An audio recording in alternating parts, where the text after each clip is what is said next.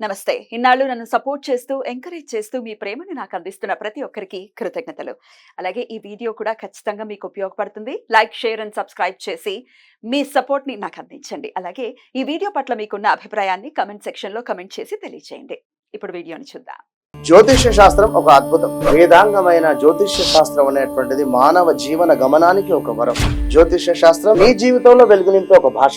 ఆ భాష నీకు అర్థమైతే ప్రకృతి నీతో మాట్లాడుతుంది. అస్ట్రాలజీ నేర్చుకోవాలి అనుకునే వారికి అద్భుత అవకాశం. మురళీధర శర్మ గారి అస్ట్రాలజీ క్లాసెస్ అతి త్వరలో మొదలు కాబోతున్నాయి. 100% జాబ్ గ్యారంటీ. వివరాల కొరకు సంప్రదించండి. జీవితంలో రకరకాల సమస్యలతో బాధపడుతున్నారా? ముఖ్యంగా ఆర్థిక సమస్యలతో సతమతమవుతున్నారా? ఎన్నో పరిహారాలు చేసి అలసిపోయారా? మంచి మార్గం దొరకాలని కోరుకుంటున్నారా? అయితే రండి, విశ్వాన్ని ఎలా అడగాలో తెలుసుకుందాం. లా ఆఫ్ అట్రాక్షన్ క్లాసెస్ మీకోసం మన ఛానల్లో. వివరాల కొరకు సంప్రదించండి. వార ఫలాల కార్యక్రమంలో మనం ఈరోజు శ్రావణ శుక్రవారం 16వ తారీఖు నుంచి 22వ తారీఖు ఈ తేదీల్లో వివిధ రాశుల వారికి ఏ రకంగా ఉండబోతోంది, మరి ఏ రకంగా లాభం జరుగుతుంది, ఏ రకంగా నష్టం జరుగుతుంది మొదలైన విశేషాలతో పాటు చేయవలసిన దోష పరిహారాలు ఏమైనా ఉంటే వాటిని గురించి కూడా తెలుసుకుందాం. మరి వార ఫలాల కార్యక్రమంలో ముందుగా మేషరాశి. మేషరాశి వారికి అయితే ఈ నెల అంటే ఈ వారంలో 16వ తారీఖు, 17వ తారీఖు, 18వ తారీఖు మిశ్రమ ఫలితాలు ఉంటాయి. ఈ 3 రోజుల్లో కూడా వీరు చేపట్టే ఏ పనులైనా సరే కొంతవరకు ఆటంకాలు, ఆలస్యాలు, అలాగే వీరి యొక్క మానసిక స్థితిలో కూడా ఒక్కోసారి తొందరపాటు, నిర్ణయాలు తీసుకోవడంలో ఒక్కోసారి ఇబ్బందులు మొదలైన పరిస్థితులు అయితే ఉంటాయి.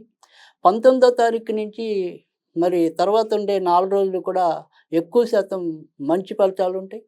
వీరికి రావాల్సినవి ఏమైనా ఉంటే ప్రమోషన్లు కానీ అలాంటివి ఏమైనా ఉంటే కనుక అవన్నీ కూడా ఆకస్మికంగా అందుకోవటం, లేదా ఏదైనా సరే అనుకోని శుభవార్తలు వినటం అనేది అయితే ఉంటుంది.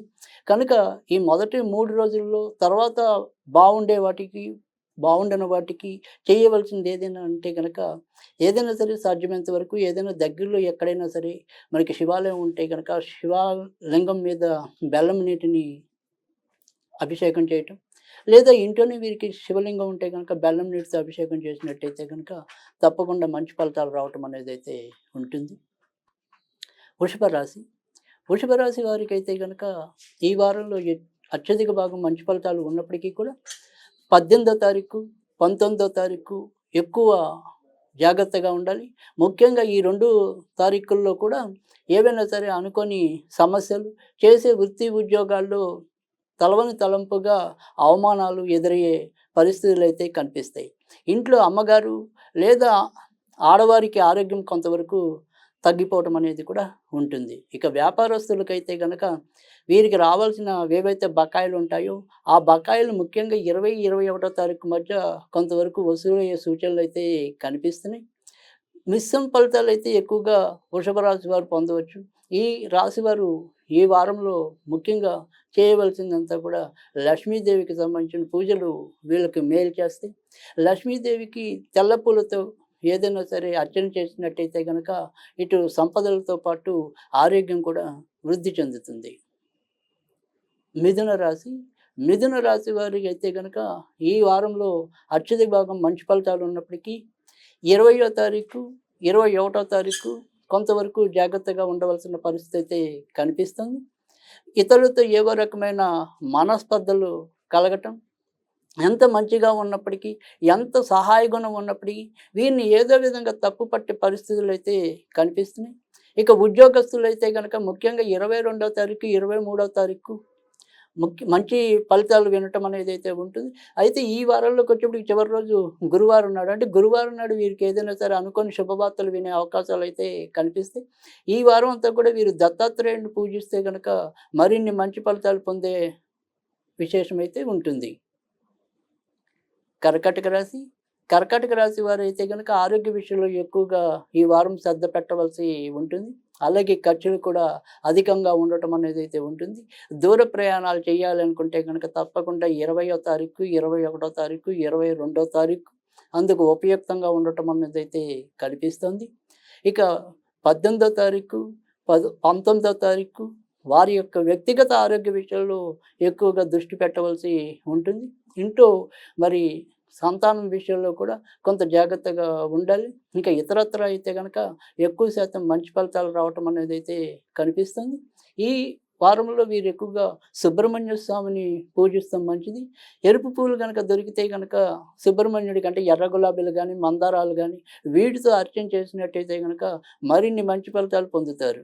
సింహరాశి సింహరాశి వారికి అయితే కనుక ఈ వారం అంతా కూడా మిశ్రమ ఫలితాలు రావటం అనేది అయితే ఉంటుంది. చేసే ఏ పని తలపెట్టినప్పటికీ కూడా ఎంతో కొంత అది వాయిదా పడుతూ ఉండటం, దగ్గర దాకా వచ్చినట్టే వచ్చి చివరి నిమిషంలో ఏదో రకంగా వైదొలగటం, తర్వాత ఆరోగ్యపరంగా కూడా ముఖ్యంగా జీర్ణ వ్యవస్థకి సంబంధించిన ఆరోగ్య విషయంలో కొంతవరకు ఇబ్బంది పడతారు.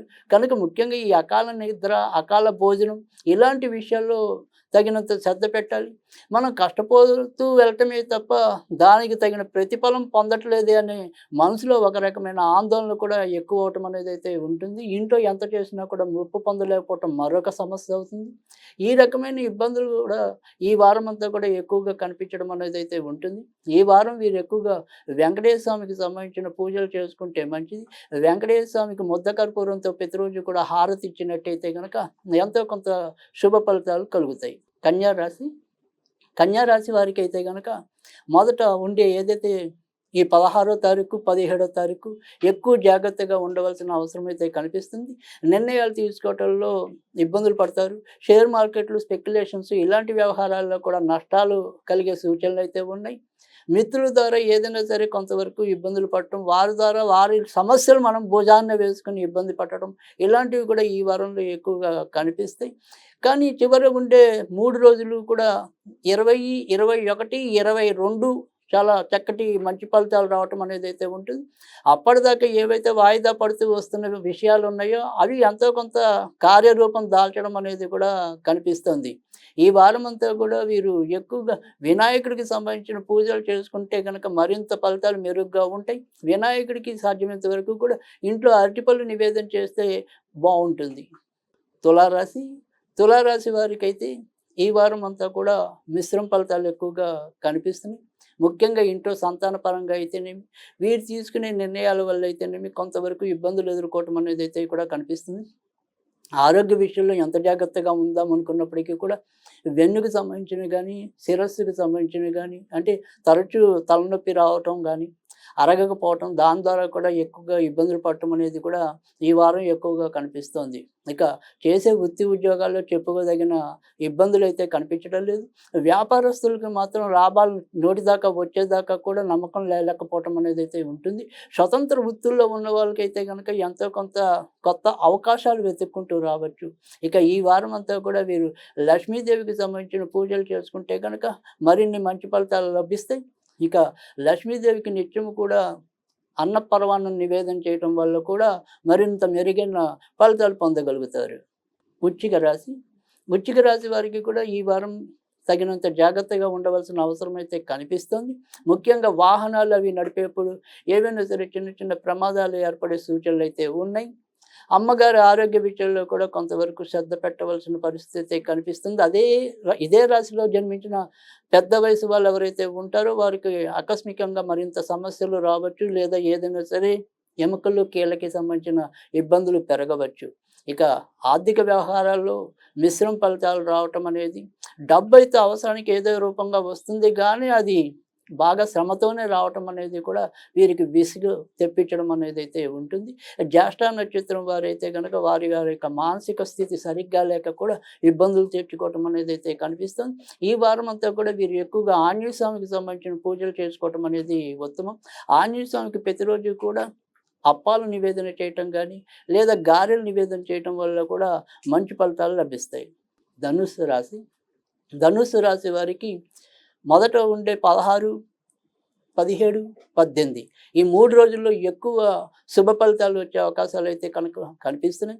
ఇన్నాళ్ళు ఎదురు చూస్తున్న ఏదైతే ఒక అవకాశం కోసం పరితపిస్తున్నారో ఆ అవకాశం ఈ వారంలో ముఖ్యంగా మొదటి ఉండే 3 రోజుల్లో ఎక్కువగా లభించే అవకాశాలు అయితే కనిపిస్తున్నాయి.